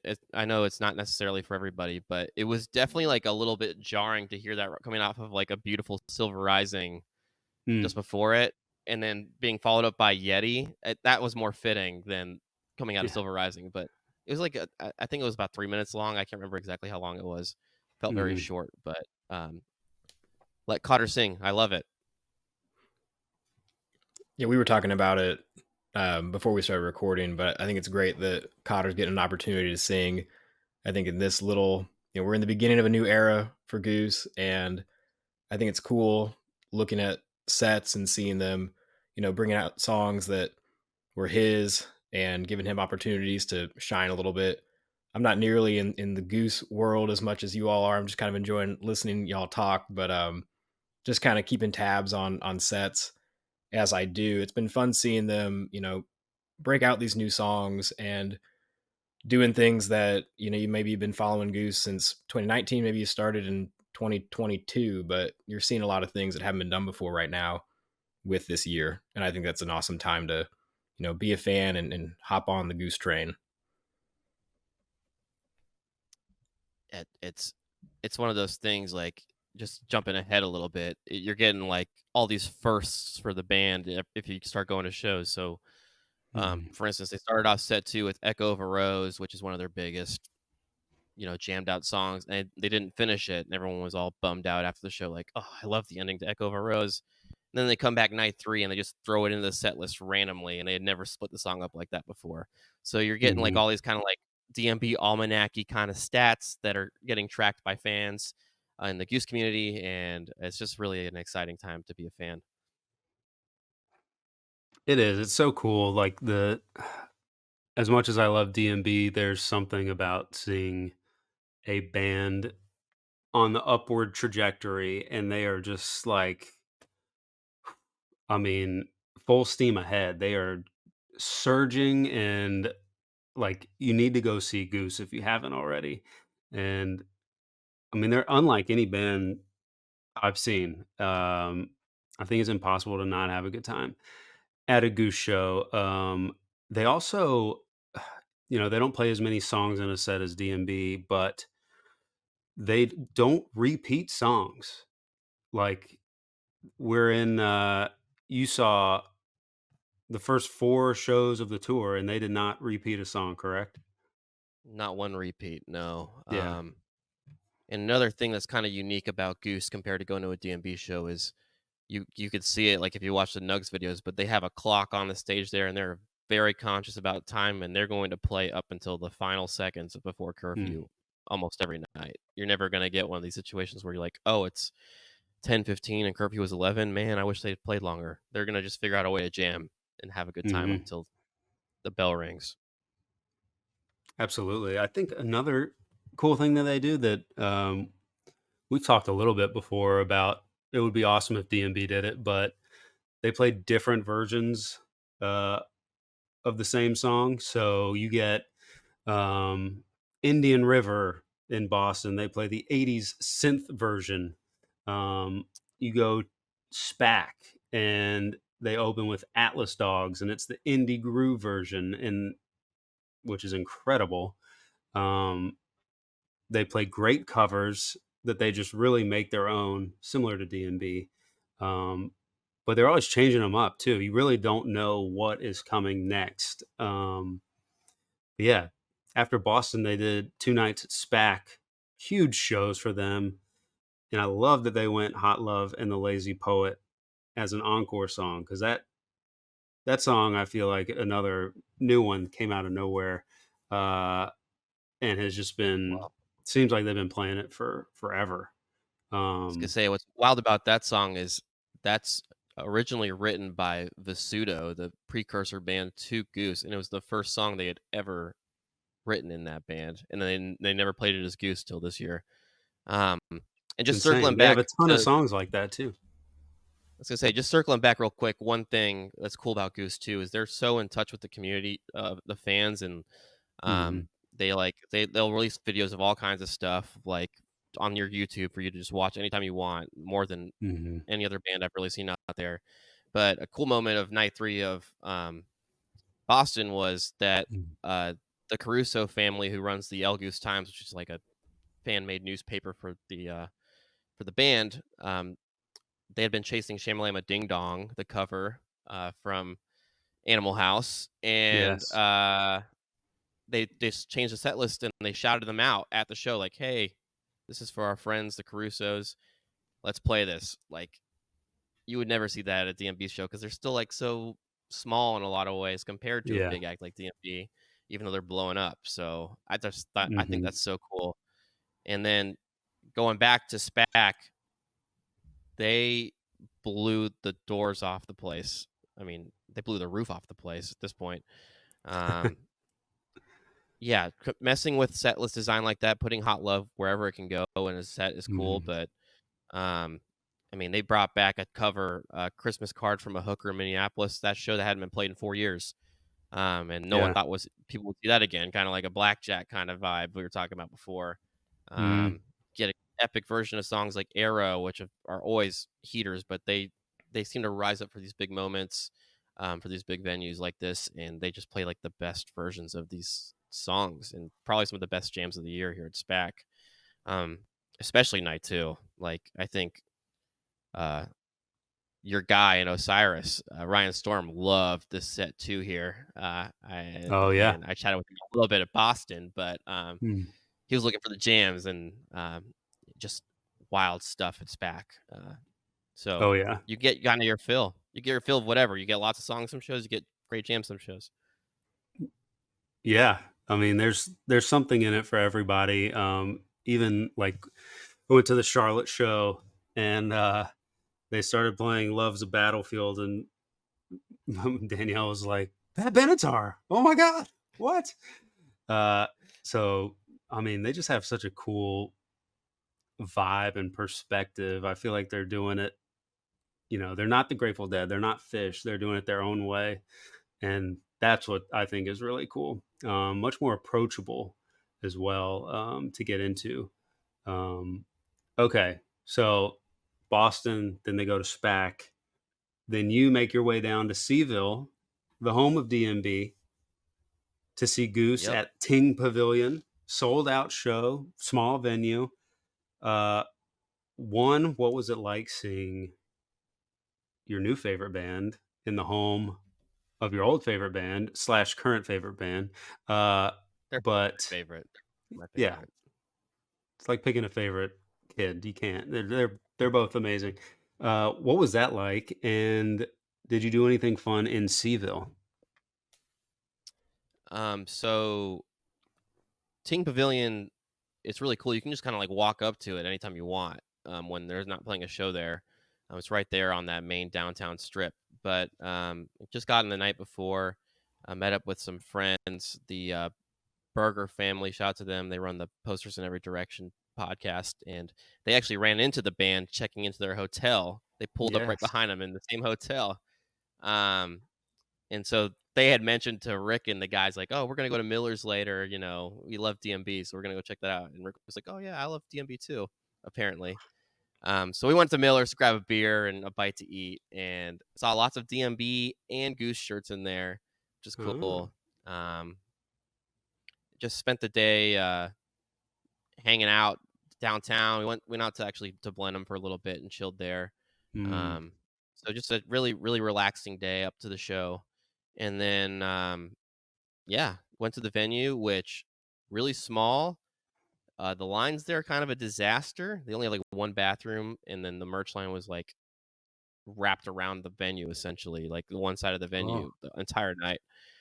So no merch for me. If you took a bathroom trip, it took you at least like 20-30 minutes to get through the line. Oh God. Um, but awesome show. Like especially from set two on. I mean, you open Mhm. with Turbulence, which you said you love. That's Yeah. set one. We're going back, and then you just kind of get and All I Need, which is another like opener. They've been doing this kind of run lately of doing like two back-to-back openers to open shows. Get a Mhm. Father John Misty cover next. I'm writing a novel. So good. Um, you knock out big songs like Feel It Now Again, Animal, Rockdale in that first set, but the highlight was Rosewood Heart just kind of being thrown in there. First time it had been Mm. played in about 20 shows, Mm. which is criminally underplayed. That's one of my top five for sure. Um, and then set two brought the jams. Tumble. They did a new version of This Old Sea with a new outro there, which was just terrific.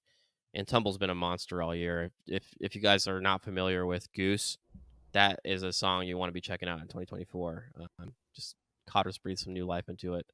Mhm. Um, and then went into a kind of an Empress of Organos sandwich with Into the Mist in between. So closing out with Love Light. So just an awesome show. Yeah, not much to say outside of minds were blown. That is so cool. And shout out to Posters in Every Direction.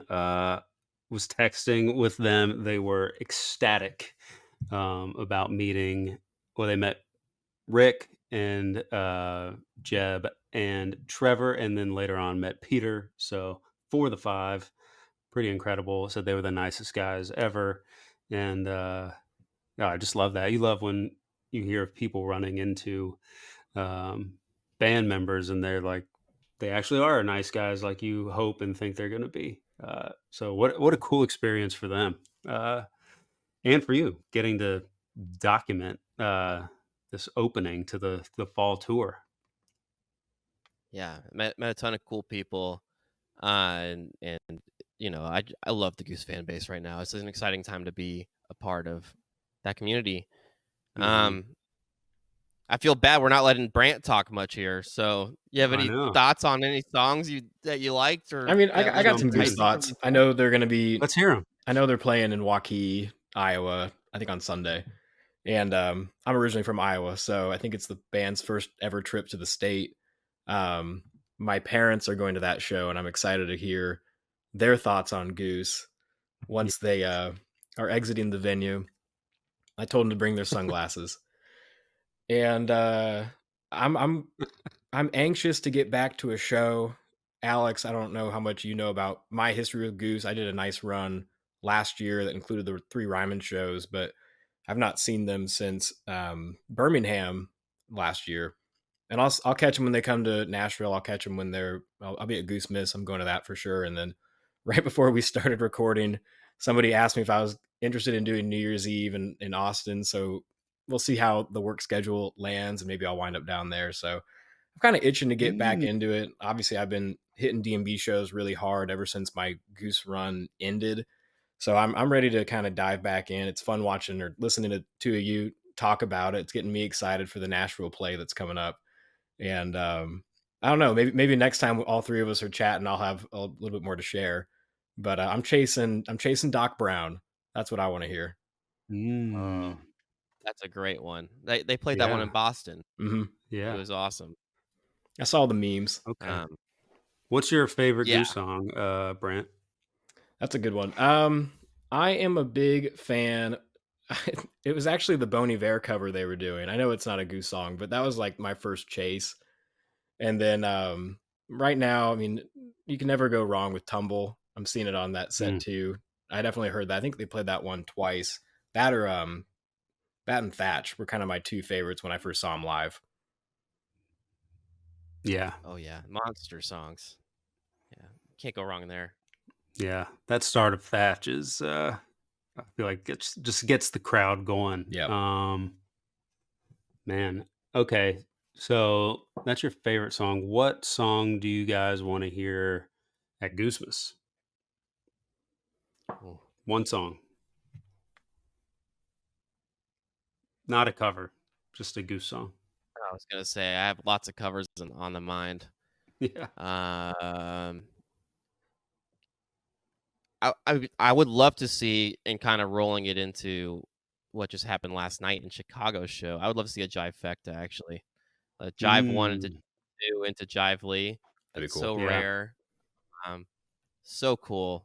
I had a buddy, Brian Glickman. Shout out to him. Been over 300 DMB shows, something like that. And he went to his first Goose show last night. I had no idea what he was saying, and I was texting him like, "Oh my god, you got first of all, you get the David Gray cover everyone wants, and Please Forgive Me, and they're Mm. doing teases of that in their songs all night, and then you get the Jifecta, which is just like unbelievable. So yeah, chasing that. How about you, Nolan? I really want to see Autumn Crossing. Like that was one of the most listened to things on my Apple Music last year or whenever it came out. Man, I love it. It's so good. I'm so jealous you got to see it in Boston. And kind of tagging off that It's so and good. back into Boston. I mean, I'll probably keep talking about it until I hear it, but Doc Brown, I'd love to hear that song. Yes, all good choices. You really can't go wrong here. No. It does feel like early DMB in a lot of ways too, where it's like I look through the catalog of all their originals, and I'm like, there really isn't a song I would be disappointed to hear out of any of these.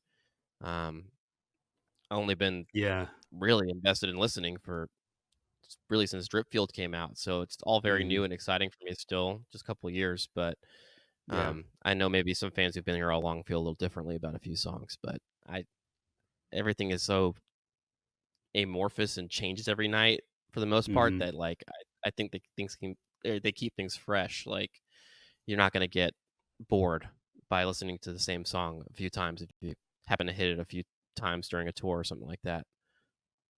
Yeah. Yeah. I saw Raleigh and Charlotte in the same week.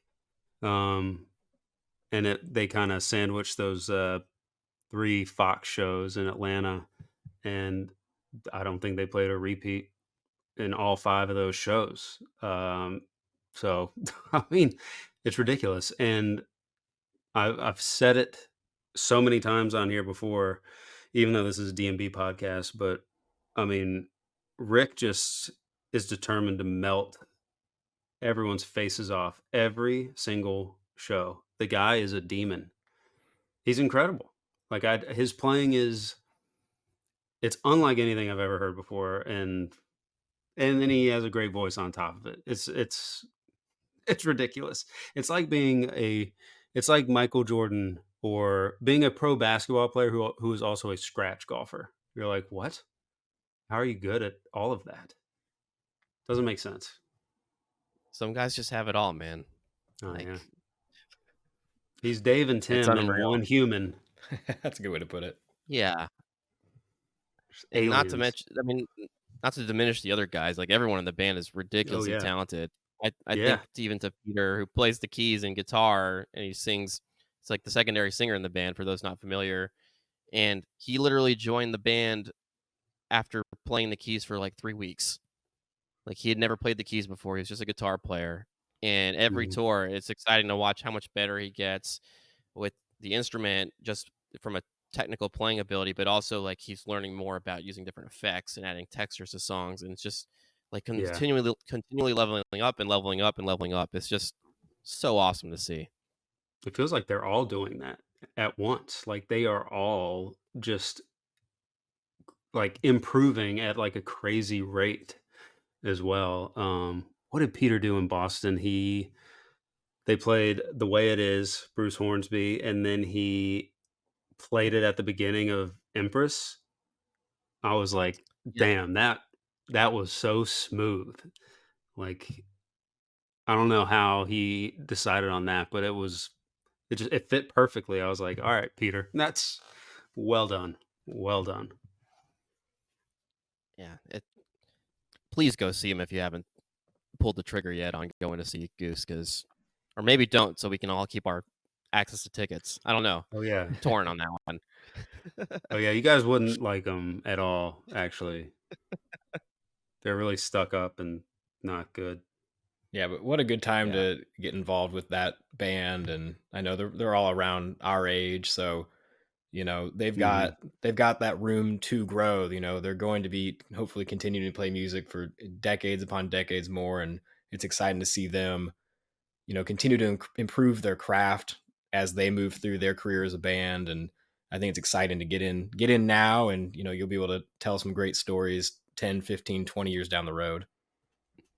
Yeah, get in now and you can see them at these smaller venues because soon it'll be at the big amphitheaters. Now, if you see them now 3,500 to 6,000 to okay, they're playing SPAC and Red Rocks, but soon it'll be the big amphitheaters that the DMB is playing at. So ticket prices will only go up. But yeah, seems like they're on fire right now this September. And Goosemas coming up. Rumor is new album on the way, almost done. So Hmm. hopefully we can get that sooner rather than later. But excited for all things Goose and excited for the DMB fall tour. I think it's going to be great all around. Great time to be a fan of both of these bands. Yeah. So what are we thinking, gents, on the DMB fall tour and the Goose remaining fall tour? What shows are we hitting for both? I've got the Nashville play coming up for Goose, and then DMB. I might be up at Bourbon and Beyond next week. I'll definitely be at Pilgrimage, and Mhm. then my warehouse requests are in for Madison Square Garden. We'll see what happens there. But the flights are booked and the request is in, so we'll see what happens. Definitely be at Goose Miss, which I'm really excited for. I'm just excited to like really get involved with that fan base that coming weekend in December, and then we'll see if I wind up at New Year's. Right now, probably unlikely. That literally was a text that came through about 2 hours ago. But I yeah, think a I lot got of the good same music one, coming my actually, way. Alex. I think I got the same text. Yeah. Just getting feelers. How about you, Nolan? Alex, what do you? Oh, me. I got. I'm bummed. I'm not gonna be able to go see him in Asheville, uh, which is also my favorite place in the world. So that one stings, but hopefully they'll be back. There's a lot that I wanted to do that it's just not going to work out. I wanted to go to the Hall of Fame induction, but can't swing it with job related events and games going on. I'm going to be out in Arizona and Vegas when DMB is in New York for MSG. So it is going to be Goosemas for us. So we will be there. I love Charleston. Saw DMB there last year at the tennis stadium, but yeah, pumped. Seems like a big DMB contingent will be there now, so we got to all like get together and uh, tailgate or join up at the shows or something. Yeah, 100%. I know a lot of people Yeah. that are going. The Goosemas is going to be awesome. Those are the only Goose shows I have planned for the rest of the year now. Obviously, me and my wife Sarah are both super into it, so we're frantically searching for what dates we could possibly squeeze in between now and then. But that's it for the Goose side for now. And then DMB, I will be at that Rock Hall induction. So if you need some eyes Oh, on the nice. ground there, Nolan, I will be Yeah. there with Sarah. Since we Sweet. met through DMB, we thought that's probably our priority for like the event of the fall. And then MSG is close enough to us that we put our requests in for tickets. It's just a train ride away from here, so we'll be there too, hopefully. Excellent. Well, we will have to catch up after the Rock Hall and MSG, and then in person in Charleston. It's going to be a great time. I appreciate you guys coming on, and I know Bruce appreciates it as well, and is bummed out he couldn't get his Gorge and Goose fix with us, but he'll be back soon. So, yeah, I appreciate you guys. Means a lot. Any parting words? Just bring on the Rock and Roll Hall of Fame. I mean, it's front of mind right now. I go. can't wait to see what happens at that ceremony. Yeah, exciting time to be a DMB fan, exciting time to be a Goose fan. Let's go. Let's do it. And we'll see you next time on the corner of Gray Street in Wisteria Lane. Sounds different on the steering lane. Something about them just isn't the same. Only time will tell if you return down the pathway to the great beyond.